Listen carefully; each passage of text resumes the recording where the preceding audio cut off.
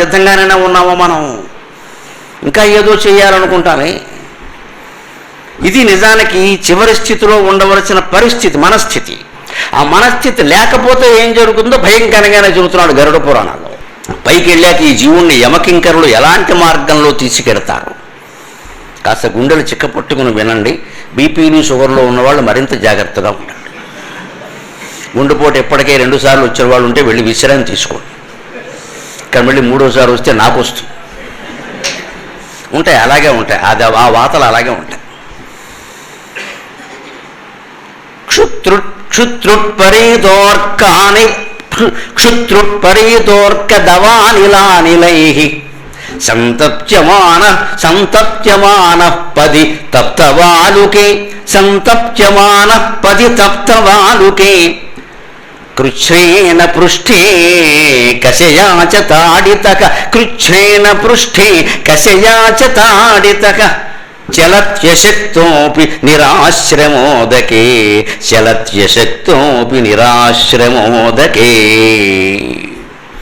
ఎటువంటి భయంకరమైన మార్గంలో పెడతాం మనం చనిపోయిన తర్వాత. ఈలోగే దివ్య జ్ఞానం పొందకపోతే వచ్చే ప్రమాదం ఏమిటంటే, ఆ మార్గం ఎలా ఉంటుంది? క్షుత్, భయంకరమైన ఆకలి ఉంటుంది, అన్నం ఎవడు పెట్టాడు, ఇంత మెతుకు కూడా దొరకదు.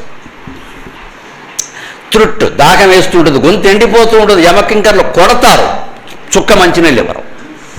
అక్కడ అన్నదానాలు, చలివేంద్రాలు, సత్రాలు ఉండవు. ఆ మార్గంలో ఎవరు ఉండరు. ఎందుకంటే అక్కడ చలివేంద్రాలు ఏర్పాటు చేసేవాళ్ళు ఎవరు లేరు, వాళ్ళు ఎవరికి ఓట్లు అక్కర్లేదు, ఎవరు చేయరు.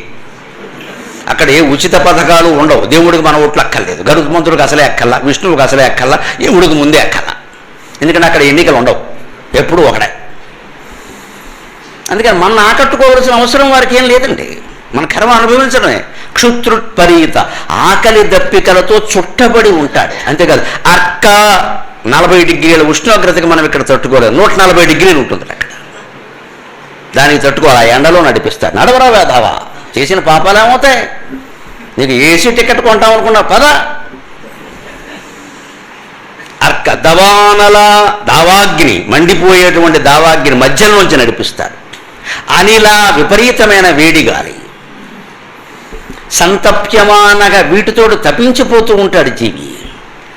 పది, మార్గంలో. పైగా తప్తవాలుకే, బాగా ఎండవేడికి వేడెక్కిపోతున్న ఇసుక మీద నడిపిస్తారు. ఇక్కడ నేషనల్ హైవేలు, స్టేట్ హైవేలు ఉండవు, ఇసుక మీద నడిపిస్తారు. వేడి ఇసుక కాలిపోతూ ఉంటుంది ఆ ఇసుక, అటువంటి ఇసుక మీద నడిపిస్తారు. పైగా మామూలుగా నడక కాదు, ఇక్కడ కృచ్ఛ్రేణ పృష్ఠే కశయాచతాడితక, కాస్త నెమ్మదిగా నడుస్తుంటే వెనకాల కొరడాలు పెట్టి కొడతారు, పిల్ల మీద కొడతారు. కదులో ఇంకా బోర్డు దూరం ఉంది, ఎవరు నడుస్తాడు? నీ గురించి మేము నడుస్తున్నాం, అక్కడ మాకు జీతాలు తీసుకున్న కర్మ, మేము పుణ్యాత్మలు అంటున్నారు. మన కోసం వాళ్ళు నడవాలిగా. నీ గురించి మేము నడుస్తున్నాం, కర్మలారా యథోపాపాలన్నీ చేస్తారు, ఇక్కడికి వస్తారు, చచ్చిపోతున్నాం, ఇక్కడ మాకు విముక్తి లేదు. అందుకని కొడుతూ ఉంటారు వెనకాల కొరడాలతో. దీనికి సిద్ధంగా ఉన్నామండి, ఉంటే పాపాలు చేద్దామండి. ఎవడాస్తి ఆక్రమించాలో, ఏ బలహీన వర్గాల స్థలాలు ఆక్రమించాలో ఇప్పుడు నిర్ణయించుకుందాం. ఏ వితంతు సొమ్ము లాగేయాలో, మనం చేసే పనులు ఇవే కదా. వాటికి శిక్షలు ఇలా ఉంటాయి. ముందు మార్గమే కఠినంగా ఉంటుంది. పది తప్తవాలుకే కృచ్ఛ్రేణ పృష్ఠే కశయాచ తాడితగా చలతి అశక్తోపి, నడవడానికి శక్తి ఉండదు, కింద పడిపోతూ ఉంటాడు. కానీ నడవాలి, తప్పదు. వెనకాల కొడుతున్నారుగా. నిరాశ్రమ ఉదకే, పచ్చి మంచినీళ్లు కూడా పుట్టని చోట, నిరాశ్రమ చెట్టు నీడ కూడా లేని చోటకి నడిపిస్తారు. సిద్ధంగా ఉన్నావా? అప్పుడు ఏడవక తప్పదు. అప్పుడు జీవుడు ఏమంటాడంటే, అజ్జ బాబోయ్, మా ఊళ్ళో మా పక్కనే ఉందండి గుడి, ఒక్కరోజు కూడా వెళ్ళలేదు నేను. అప్పుడు ఎలా ఏడుస్తాడో శంకరాచార్య కరావలంబ స్తోత్రంలో చెబుతాడు. లక్ష్మీ నృసింహ కరావలంబ స్తోత్రంలో, బద్ధ్వాగళే యమభటా బహుతర్జయంతక కర్షంతి యత్ర భవపాశశతైర్యుతం మాం, బద్ధ్వాగళే యమభటా బహుతర్జయంతక కర్షంతి యత్ర భవపాశశతైర్యుతం మాం, ఏకాకినం పరవశం చకితం దయాళో, ఏకాకినం పరవశం చకితం దయాళో లక్ష్మీ నృసింహ మమ దేహి కరావలంబం, హే లక్ష్మీ నృసింహ మమ దేహి కరావలంబం. ఆ జీవుడు ఆర్తి అంతా పట్టుకుని రాశాడు ఆయన కరావలంబ స్తోత్రంలో. 17 శ్లోకాలు ఉంటాయి. మొత్తం జీవితాన్ని వర్ణించాడు. సంసార సంసార సంసార, ప్రతిదీ సంసార అనే మాటతో మొదలవుతుంది. ఈ అధవయాత్ర అంతా ముగించుకుని అక్కడికి వెడితే మనకు దొరికేది బద్ధ్వా గళే యమభట, ఈ పీక పట్టుకుంటారు వాళ్ళు. బహుతర్జయంతగా బెదిరిస్తారు. దీనికి తర్జని అని పేరు, చూపుడు వేలికి బెదిరిస్తారు కాబట్టి ఈ చేత్తోనే బెదిరిస్తాడు. ఇలా బెదిరిస్తే ఎవడో వెళ్ళం, చిటికిన వెళ్తే బెదిరిస్తే పో పక్కకంటాడు, ఇలా బెదిరిస్తారు. అందుకే దీన్ని తర్జని అంట. ఈ భూలోకంలో ఉండగానే మనం ఈ తర్జనిని ఎవరినో బెదిరించడానికి కాకుండా ఎవరి కన్నీళ్ళు తుడవడానికి ఉపయోగిస్తే అక్కడ బెదిరించడం ఉండదండి. భగవంతుడు చూపుడు వేలు ఇచ్చింది ఎవరినో బెదిరించడానికి కాదు, బాధపడుతున్న వాళ్ళ కన్నీళ్లు తుడవడానికి. మీరు గమనించండి, కన్నీళ్లు కూడా చూపుడు వేలుతోనే తుడుస్తాం, బొట్టన వేలుతోనూ చిటికిన వేలుతో తుడవం. దీన్ని ఎలా ఉపయోగించాలో మనం నేర్చుకోవాలి. ఉన్నది బెదిరించడానిక మాటిమాటికి. ఏం చేసేస్తావు నువ్వు? నీ శక్తి ఎంత, నీ సంపద ఎంత, నీ అధికారం ఎంత, అది అన్నాళ్ళు ఉంటుంది. ఎవరిని ఏం చేస్తావు ఇక్కడ? ఎందుకు ఆ బెదిరింపుడు? కాస్త పదవి వస్తే చాలు, మనకి ఎవరికి ఒళ్ళు తెలియదండి. ఇక్కడ కాస్త 10 రూపాయలు డబ్బులు పెరిగితే చాలు ఎవరికి డొక్కలో పొడుస్తూ ఉంటుందండి. ఎంతమందిని బెదిరిస్తామో. ఇంకా నేను అనుకుంటే వరంగల్ అంతా కొనేస్తా, అనుకోవు కదా, అనుకునే వరకు నువ్వు ఉండాలి కదా అక్కడ. ఈ అహంకారమే పోవాలి. ఈ చూపుడు వేలు ఉన్నది బాధపడుతున్న వాళ్ళ కన్నీళ్లు తోడవడానికి కానీ బెదిరించడానికి కాదండి. మనం బెదిరించామనుకో వాళ్ళు అంతకన్నా గొప్పగా బెదిరిస్తారు. అక్కడ బహుతర్జయంత, నీకంటే 10 వేళ్ళు ఎక్కువ పెట్టి బెదిరిస్తారు. కర్షంతి యత్ర, కొడతారు కొరడాలతో. భవపాశ శతైర్యుతం మాం, ఈ జీవితానికి సంబంధించిన వాసనలన్నీ ఉంటాయి కదా. ఇంకా పిల్లలకి ఏదో చేయలేకపోయా, అనుకున్నట్టుగా సంపాదించలేకపోయా, నా జీవితంలో పెద్ద పదవి పొందాలనుకున్నా అది ఒక్కటే నాకు లోటు, పొందలేకపోయా. లేకపోతే సొంత ఇంట్లో పోవాలనుకున్నా పోవలేకపోయా. పోయిన తర్వాత ఎక్కడ పోతే ఏముందా? అది సొంత లేతే పరాయి లేతే. ఈ కాంక్షలన్నీ మనుషులకు ఉంటాయే, ఉంటే తీర్చుకోవాలి, లేదు వదిలేయాలి వాటిని. మృతి చెందే కాలం నాటికి ఏ కాంక్ష ఉండకూడదు. ఈ వాసన ఉందంటే పట్టేస్తుంది అక్కడ. భవపాశతై, ఈ జీవితానికి సంబంధించిన పాశాలు కొన్ని 100 ఉంటాయి. వాటిని తెంచుకోమంటే ఏం చెప్పారు? రాగస్వరూప భాషాఢ్య క్రోధాకారాంకుశోజ్వల అన్నారు లలితా సహస్రంలో. నువ్వు పెంచుకున్న ప్రతి ఇష్టం నీకు పాశ్యమైపోతుందని అర్థం. రాగస్వరూప భాషాఢ్య అంటే అర్థం అది. రాగం అంటే ఇష్టం, ద్వేషం అంటే వ్యతిరేకత. రాగం ఉంటేనే ద్వేషం ఉంటుంది. ద్వేషం వద్దని చెబుతారు చాలామంది, పొరపాటు. రాగం కూడా వద్దు. ద్వేషం ఉండకుండా ఉండాలంటే ఎవరి మీద, ఏ విషయం మీద మనకి ఇష్టం కూడా ఉండకూడదు, వదిలేయాలి. క్రమంగా వయస్సు పెరుగుతున్నప్పుడైనా వదిలేయాలి. 25 ఏళ్ల వాళ్ళకి 30 ఏళ్ల వాళ్ళకి ఇష్టాలు ఉండి 90 ఏళ్ళు వచ్చి ఇష్టం ఏంటంటే నా తలక ఇంకా జీవితమే కష్టమైపోతుంటాయి. ఇక్కడ ఏం పడితే అది తినాలి, రామకృష్ణ అనుకుంటూ కూర్చోవాలి, అయిపోయింది అక్కడ. ఏది పెట్టారో అదే ఇష్టం అంటే మళ్ళీ పెడతారు, లేకపోతే అది కూడా పెట్టారు. నాకు ఇది ఇష్టం లేదు అంటే ఓ వండుకో అంటారు, అంతే. ఇక్కడ ఎందుకు ఈ మానుకోవాలి? అప్పుడు కూడా మానుకోలేకపోతే పైకి వెళ్ళాక ఇవే భవపాశతైర్యుతం. ఈ జీవితానికి సంబంధించిన రకరకాల బంధాల రూపంలో వ్యాపారాలు, రాజకీయాలు, సంసారాలు, బంధువులు, లేకపోతే ఇంక బాధ్యతలు, బరువులు ఏవో పెంచుకుంటూ ఉంటాం కదా. ఇంకా మనం ఏదో పొందలేకపోయాం, ఇవే వాసనలు. ఈ వాసన పట్టేస్తుంది మనసుకి. ఆ వాసన మనస్సులో ఉంటుంది, శరీరంలో ఉండదు. అది వాసన ఎప్పుడు మనస్సులో ఉంటుంది. అందుకే వాసన రూపంలో కళలు కూడా వస్తాయి మనకి రాత్రి. మన వాసనలే, మన బంధాలే మన కళ రూపంలో వస్తాయి. అంటే మనం పోయినా కూడా మనస్సు ఉంటుంది, శరీరం ఉండదు. కానీ శరీరం ఎక్కడ ఉంటుంది, మనస్సు అక్కడే ఉంది. అందుకని మనస్సులో వాసనలు ఉంటాయి ఖచ్చితంగా. పైగా వాసనలను తీసుకెళ్ళేది ఏది? గాలి. మనస్సు అంటే గాలేనండి, ఆలోచించండి దయచేసి. మనస్సుతో ఏదైనా ఆలోచన చేసేటప్పుడు ప్రయోగం చేయండి. శంకరాచార్య జిడ్డు కృష్ణమూర్తి గారు చెబుతాడు ఆ ప్రయోగం. మనస్సులో ఏదైనా ఆలోచించేటప్పుడు ఆలోచన ఎక్కడొస్తుందో గమనించండి, అది వాయువు అని అర్థమైపోతుంది. జపం చేసినా, ఆలోచన చేసినా మనస్సుతో చేసామనుకోండి, పెదవులు కదల్చకుండా, పైకి కూడా అనకుండా, పెదవులు కూడా కదల్చకుండా లోపలే జపం చేసాం. లేదు ఏదో ఆలోచించాం. ఈ ఆలోచిస్తున్నప్పుడు ఏం మాట్లాడకుండా కళ్ళు మూసుకుని ఆలోచన ఎక్కడ సాగుతుందో చూడండి. ఖచ్చితంగా ఈ గొంతు నుంచి ఇక్కడ వరకు ఇలా పైకి కిందికి నడుస్తూ ఉంటుంది. అంటే ఆలోచన వాయువు. ఆలోచన అంటే వాసన. మనస్సుకు మూలం ప్రాణం, అన్నమయ కోశం, ప్రాణమయ కోశం, మనోమయ కోశం. పైది ఎక్కడి నుంచి వస్తుంది?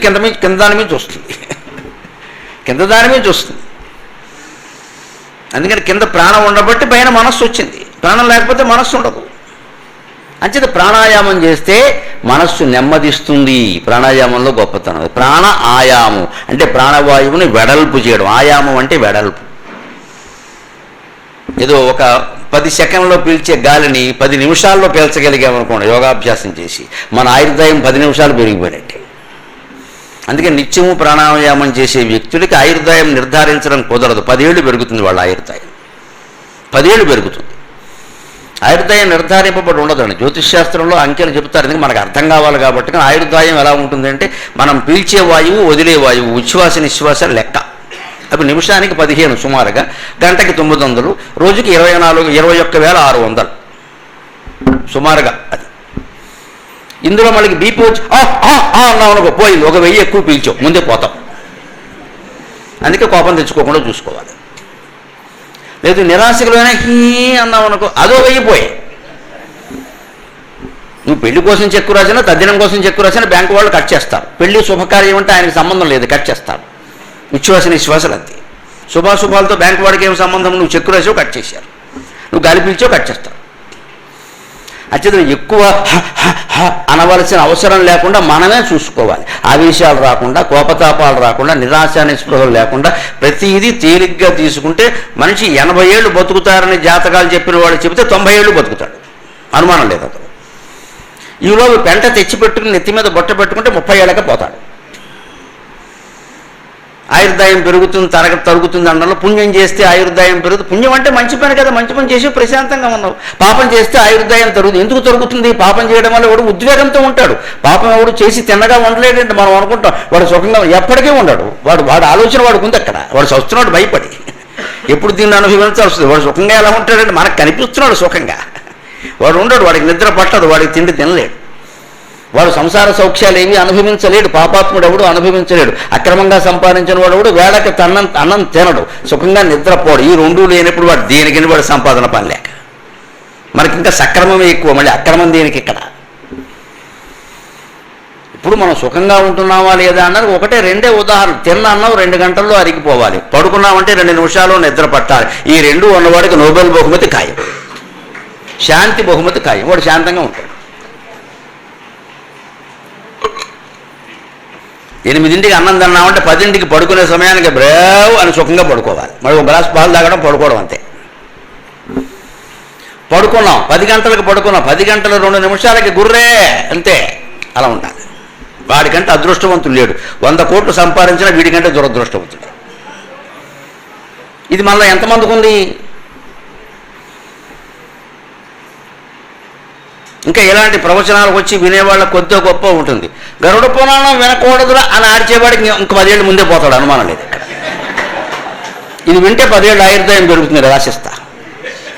పాపం చేయవు కదా, అందుకని ఆయుర్దాయం పెరుగుతుంది. ఇది విన్నవాడికి ఎందుకు పోతుంది? అవే పాపాలు మళ్ళీ చేస్తూ ఉంటాడు ఇక్కడ. పైగా ఏమంటాడు, అవన్నీ బ్రాహ్మణులు రాసుకున్నారు. బ్రాహ్మణులకు పనే లేదు అక్కడ. పైగా ఈ పురాణాలు రాసిన బ్రాహ్మణుడు వ్యాసుడు బ్రాహ్మణుడు కాదు, BCD. పల్లి పడుచుకు పుట్టాడు ఆయన. బ్రాహ్మణులు అంటారంటే ఆయన బ్రాహ్మణులు కాదు, వాల్మీకి బ్రాహ్మణుడు కాదు, ST. అంటే బ్రాహ్మణులు రాశారని అనవసరంగా అపదృష్టి పాలు చేయదు, ఎవరు రాయలేదు. బ్రాహ్మణులు వీటిని నెత్తి మీద ఎట్టుకు తిరుగుతున్నారు అంతే. అందుకు వాళ్ళని గౌరవించాలి మనం. పురాణాలు చెప్పి, ప్రవచనాలు చెప్పి నెత్తి మీద పెట్టుకు తిరుగుతున్నారు. రాసిన వాళ్ళేమో ఒకడు BCD, ఒకడు ST. మాకేం పని పెట్టుకు తిరగడం? మా వాళ్ళు ఏమో రాయలేదు, ఏం చేయమంటాం? అన్నిటికీ బ్రాహ్మణులు తిట్టడమే దొరికారు కాబట్టి. ఎవరు రాసుకోలేదండి, ఉన్న వాస్తవాలు ఇవి.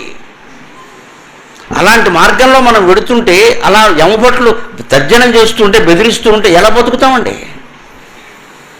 అందుకని దాని నుంచి నన్ను కాపాడు స్వామి. లక్ష్మీ నృసింహమదేహి కరావలంబం, కాస్త నీ చేయూత నీవయ్యా అంటే ఆయన ఏమంటాడు, నీ పక్కన ఉన్నాను కదరా, యాదగిరిలో ఓసారి కూడా వచ్చినట్లేవు అంటాడు. ఇప్పుడు వెళ్ళం మనం. ఒకవేళ వెళ్ళినా కూడా మొక్కుకుని వెళతాం, గొప్ప కోసం వెళతాం, ఏదో చేస్తాం, కానీ నిజంగా జ్ఞానం కోసం వెళ్ళాం. జ్ఞానం కోసం అయితే నువ్వు యాదగిరి వెళ్ళక్కల, నీ ఇంట్లో కూర్చున్నా చాలు, అనుమానం వెళ్ళేది. నీ ఇంట్లో కూర్చున్నా చాలు. నీ ఇంట్లో లక్ష్మీ నృసింహస్వామి లేడా, ఓ చిత్రపటం లేదా, నువ్వు కూర్చున్నావు ఎప్పుడైనా? దానికి బొట్టెట్టో పారిపోయావు అంతే. దానికి శాలువా కప్పేసి, దానికి బొట్టెట్టేసి ఎందుకు ఇవన్నీ పని లేక? దేవుడు చూడనప్పుడు ఇవన్నీ దీనికండి. ఇంట్లో పూజా మందిరంలో ఫోటోలు విగ్రహాలు ఉన్నాయంటే పువ్వులు వేయడం నైవేద్యాలు వేయడం కాదండి. అక్కడ కూర్చుని ఒక్కో విగ్రహాన్ని అరగంట సేపు చూడండి, 24 గంటల్లో మోక్షం వస్తుంది. మనం చూడం. దానికి ఇది పామేసి అది తొండమో తోకో తెలియకుండా హారతి ఇచ్చేసి మనం బయటికి వెళ్ళిపోతాం. మళ్ళీ ఈ హారతులకి పుణ్యాలు మనమే కల్పిస్తాం ఇక్కడ. దానికి ఎంత దేనికి ఏ పుణ్యాలు లేవమ్మా. నువ్వు విగ్రహాలకు ఎంత చేసినా కూడా నీ మనస్సు నిగ్రహంగా ఉందా లేదా అనేది ముఖ్యం ఇక్కడ. అది లేనప్పుడు ఇవన్నీ దండగా. నువ్వు ఎన్ని హారతులు ఇచ్చినా ఒకటే, ఎన్ని పువ్వులు పెట్టినా ఒకటే. అదే గ్రహించుకోగలగాలి మనం. 36 విగ్రహాలు పెట్టినా 36 పువ్వులు తోటలోంచి కోసి పట్టుకొచ్చి అక్కడ పెట్టేయడం, ఎంతకంటే అజ్ఞానం లేదు ఇక్కడ. ఆ పువ్వులు తోటలో ఉంటే తోట ఎంత అందంగా ఉందండి, ఆ వీధి అంతా వాతావరణం బాగుంటుంది కదండి. అసలు మనకి అది నచ్చదు. మన దేవుడే బాగుండాలి, వీధి పాడైపోవాలి. ఇందుకోసం పూలు దొంగతనం కూడా చేసి పట్టుకురావాలి. పొద్దున్నే పూల పుట్టేసుకు బయలుదేరతాడు అక్కడ పూల దొంగ. వీడు కుక్కై పుడతాడని భారతంలో చెప్పారు. పూలు దొంగతనం చేస్తే కుక్కై పుడతాడు. నీ పూలు నువ్వు కోయడమే తప్పయ్యా అంటే వాళ్ళ పూలకు వస్తా వెళ్ళి ఇక్కడ. అలాగే వ్యథవ వ్యాఖ్యానం ఏమిటంటే ఆ పూలు దేవుడి మీద పెడితే వారికి పుణ్యం. ఎవరు చెప్పారు చెప్పు, ఎక్కడుందో వీడు చెప్పేస్తాడు. నీకేదో చెయ్యాలన్నది దానికోసం నీ ఇష్టం వచ్చినమని చేస్తావు. ఇక్కడ సమాజం పాడైపోతుంది. ఇక్కడ ఇప్పటికే పర్యావరణం నాశనమైంది. పూల మొక్కల పూలు కొయ్యకూడదండి. 1,00,000 పువ్వులు 1,00,000 మొక్కలకు ఉంటే ఆ తల్లి ఎంత ఆనందిస్తుందండి. తల్లికి బిడ్డలే కదా పువ్వులంటే. మన బిడ్డల ముక్కు గిల్లితే మనం ఊరుకుంటామా? 1,00,000 పూలు 1,00,000 పూలు ఎలా కోసేస్తారండి, చేతులా గొడ్డళ్ళా? అవి మాట్లాడలేవు కాబట్టి మనం కోసేస్తాం అంతే. ఇక్కడ పైగా దీని గొప్పలు చెప్పవు. ఇక్కడ 1,00,000 చామంతులతో పూజ. అమ్మవారు చెప్పిస్తుందమ్మా, పిచ్చి పనులు చేయకండి. 1,00,000 చామంతులు ఆవిడకి అవసరంలా. నువ్వు పరిశుద్ధంగా ఉండవు, ఆవిడకి కావాలి. అది మనకి చేత కాదు కాబట్టి ఇవన్నీ చేస్తాం. నీవు ఇంట్లో అందరినీ గౌరవించు, ఆడపడుచు కొత్తోడు కోళ్ళు భేదాలు లేకుండా ఉండండి. అది కావాలి. 1,00,000 చామంతులు ఆవిడికి దేనికమ్మా? చెంపకా సోగ పున్నాగ సౌగంధిగల సత్కచ. ఆవిడకు నువ్వేం పెడతావు ఇక్కడ? ఆవిడ జడలో బోడు పూలు ఉన్నాయి, నువ్వేంటి పెట్టేది? బోడి చామంతి. అక్కడి నుంచి ఆ చామంతి పూల కోసం నాకు మొదటి పువ్వు ఇచ్చారు, నాకు కాళ్ళ దగ్గర పువ్వు ఇచ్చారు, నాకు వేళ దగ్గర పువ్వు. దీనికో లెక్క. ఎంత అజ్ఞానం భయంకరంగా వ్యాపించిందో. కాళ్ళ దగ్గర పువ్వుకో ఫలితం, వేళ దగ్గర పువ్వుకో ఫలితం ఉంటుందా? ఇదంతా అమ్మవారికి చిక్కగా ఉంది. గుళ్ళో తీసిపారేని సంత అంటుంది. ఇవి మళ్ళీ తీయడానికి శంకర్ రేపు మంగళవారం తీకో, శుక్రవారం ఎవడు పెట్టమన్నా నిన్ను? ఇది చేసేది మనమే, అది చేసేది మనమే. మనస్సును పరిశుద్ధంగా ఉంచుకోమంటే అది మన వల్ల అవుతుంది. అవుతుంది, మనకి ఇష్టం లేదని చెప్పు. అవుతుంది, ఖచ్చితంగా అవుతుంది. ఇంతకంటే తేలిగ్గా అవుతుంది. 1,00,000 పువ్వులు కోయడం కంటే మనస్సును నిగ్రహించుకోవడం చాలా తేలిక. మనం చెయ్యం. ఎందుకంటే వీ డోంట్ లైక్. మనకి ఇష్టం లేదు. మన కుళ్ళు బుద్ధి ఇలాగే ఉండాలి. మనకు తిట్టడానికి, మనం అణగదొక్కడానికి ఎప్పుడూ ఒక కులమో, ఒక వర్గమో, ఒక మనిషో ఇంట బయట ఉండాలి. మన పెత్తనం సాగాలి, మన అహంకారం సాగాలి. కానీ దేవుడు మనల్ని కరుణించాలి. Both are not possible madam. ఎవరు ఎప్పుడు పాసిబుల్ కాదు. అది నీ అహంకారం సావనంత వరకు నీకు కుదరదు. ఇది ఈ రెండు ఓ చోట ఇమ్మడవండి. ఇక్కడ మన అహంకారం మనకే ఉండాలి. కానీ పువ్వుల వల్ల మోక్షం రాదండి. అలా ఎక్కడ చెప్పలేదు. మనమే సృష్టించుకున్నాం ఇవన్నీ చెప్పే మాటలన్నీ. చెప్పేవాళ్ళు కూడా ఎందుకు చెబుతారంటే చెప్పేవాళ్ళు కూడా జనానికి నచ్చే మాటలు చెప్పాలి. వాళ్ళ కట్నాలు కానుకలు బాగా వస్తాయి కదా. నాకు ఆ కాంక్ష లేదు, అందుకని బద్దలు కొట్టే చెబుతాను. మొహమాటం ఏం లేదు ఇక్కడ. మళ్ళీ పిలవకపోయినా మంచిదే, నాకు హాయిగా ఉంది, ఇబ్బంది లేదు. కానీ ఆశ్చర్యం ఏంటంటే మళ్ళీ పిలుస్తూనే ఉంటాను. మీరు డబ్బులు ఇచ్చి తిట్టించుకుంటామంటే నాకేం అభ్యంతరం, హాయిగా తిట్టేసి వెళ్ళిపోతాను. ఇది మీ గొప్ప నా గొప్ప కాదమ్మా. సత్యం యొక్క విలువ అటువంటిది. సత్యం నిన్ను వేటాడుతుంది ఖచ్చితంగా. ఎప్పటికైనా సత్యానికి సమాజం తల వంచవలసిందే. సమాజానికి సత్యం తల వంచదు ఖచ్చితంగా. సత్యమే మిగులుతుంది. చెప్పే మాట సత్యమైనప్పుడు ఎవడేమనుకుంటాడని ఆలోచించాల్సిన అవసరమే లేదు. వినేవాడు వింటాడు, చేసేవాడు చేస్తాడు, లేనివాడు లేదు. తీసిపారేయవన్నీ. మనం చెప్పింది సత్యమా కాదా?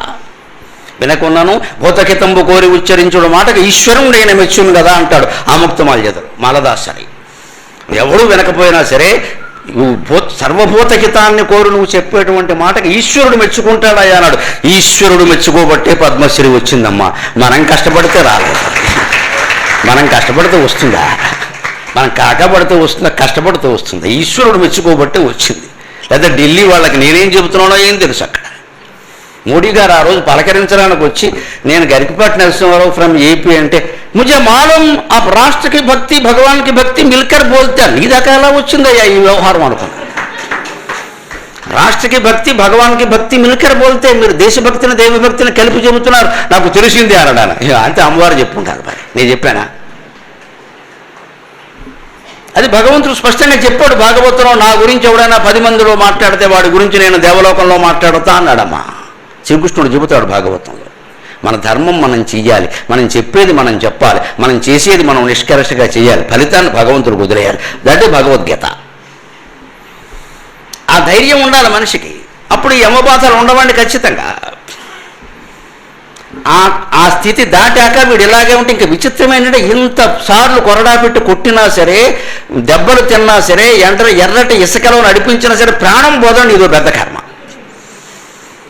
ఇక్కడ రోడ్డు మీద బండేసి కడితే ఇంటికి కుర్రాడు తిరిగి వస్తాడో లేదు, అంత తేలిగ్గా పోతాయి భారతదేశంలో ప్రాణాలు, అంత తేలిగ్గా.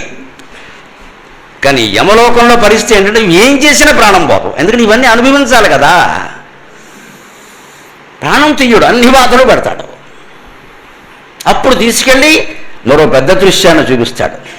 పతితాస్త ప్రవాహేచ పతితాస్త ప్రవాహేచ ఏవైతు బహుపాపినః